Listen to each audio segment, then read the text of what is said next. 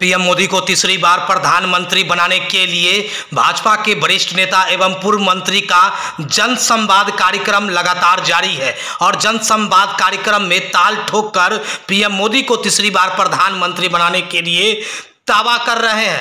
इसी कड़ी में देश के प्रधानमंत्री नरेंद्र मोदी का बता रहे हैं कि 24 चुनाव में विपक्ष के पास कोई विकल्प नहीं है, पीएम बनेंगे नरेंद्र मोदी।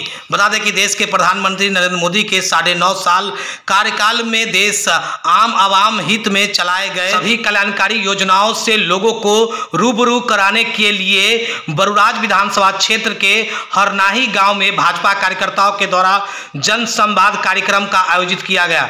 जन संवाद कार्यक्रम की अध्यक्षता सामाजिक कार्यकर्ता महंत सुबोध ठाकुर ने किया। इस मौके पर पत्रकारों से बातचीत के दौरान बिहार सरकार के पूर्व मंत्री एवं भाजपा के वरिष्ठ नेता इंजीनियर अजीत कुमार ने कहा कि पीएम मोदी फिर तीसरी बार प्रधानमंत्री बनेंगे, विपक्ष के पास कोई विकल्प नहीं है। क्या कुछ कह रहे हैं, जरा सुनिए आगे इस वीडियो में। जनता पार्टी के द्वारा पूरे देश के पैमाने पर जन संवाद कार्यक्रम चलाया जा रहा है।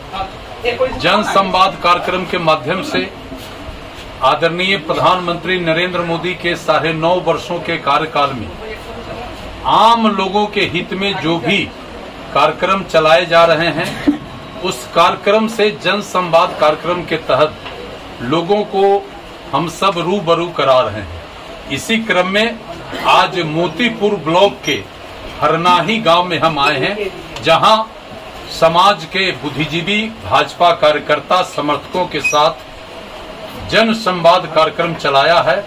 और लोगों से मैंने कहा है कि 9.5 वर्षों में मोदी जी ने इस देश के लिए जो भी किया है, उस सारे कार्यक्रमों को समाज के अंतिम पौधान पर बैठे लोगों तक पहुंचाना हम कार्यकर्ताओं का नैतिक जिम्मेदारी है।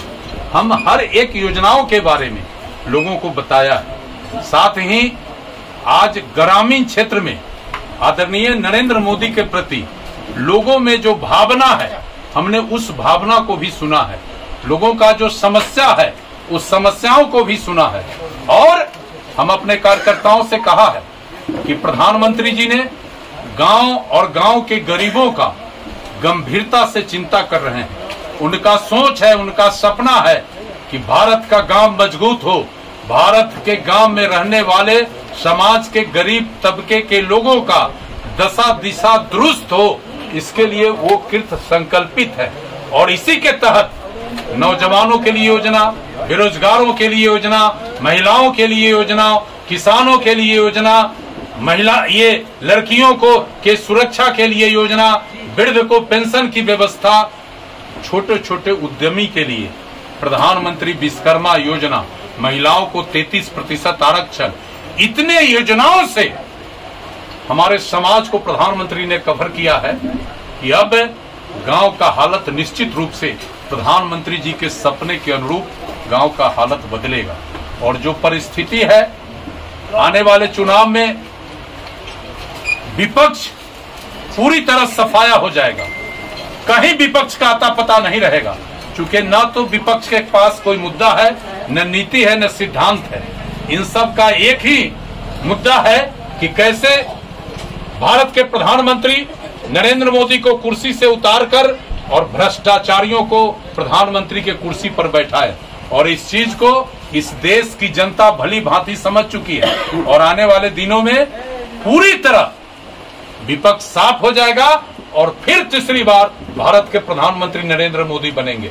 हमने कार्यकर्ताओं से कहा है कि जो भी केंद्र प्रायोजित योजना है, उस योजना का लाभ हर एक गरीब को मिले, इसके लिए तत्परता से काम करिए। और विशेष रूप से 5 लाख रुपया का मुफ्त इलाज का जो सुविधा आदरणीय नरेंद्र मोदी जी ने गरीबों के लिए दिया है, उस आयुष्मान कार्ड को बनाने में अभी अभियान के तहत उसको आगे बढ़ाइए, लोगों को बनाइए। विश्वकर्मा योजना का लाभ लोगों को दीजिए। महिलाओं को बताइए कि 33% आरक्षण देकर आपको भी सत्ता और शासन में भागीदारी नरेंद्र मोदी ने सुनिश्चित किया है। इन्हीं सभी सवालों को लेकर हम आज हरनाही आए हैं और ये जन संवाद कार्यक्रम हम लगातार आगे बढ़ाएंगे। और आने वाले दिन में मेरा दावा है कि तीसरी बार फिर भारत का प्रधानमंत्री आदरणीय नरेंद्र मोदी बनेंगे। बिहार सरकार द्वारा जो वो कहेगा कि इनका संख्या कम हो गया है इसलिए बोल रहे हैं। अब तो समाज का इक्का दुक्का जाति छोड़ के सब जातीय इनके जातीय गणना को फर्जी कर दिया है। तो इसमें क्या कहना? नवरात्रि का छुट्टी खत्म कर दिया गया है शिक्षा अरे भाई, तो ये लोग के पास तो कोई मुद्दा न है, न नीति है, न सिद्धांत है। ये लोग तो एक तरफा एक काम है कि सनातन धर्म, हिंदू संस्कृति और हमारे धार्मिक ग्रंथ को गाली दो। जो भी हिंदू का पर्व त्योहार है वो हिंदू नहीं सही से मना पाए, इसके लिए ये साजिश लोग कर रहे हैं। तो इसको लोग समझ गया है, आने वाले दिन में अच्छा फैसला होगा। ये सब वहां चले जाएंगे जहां फिर भविष्य में दोबारा आने का इनको मौका नहीं मिलेगा।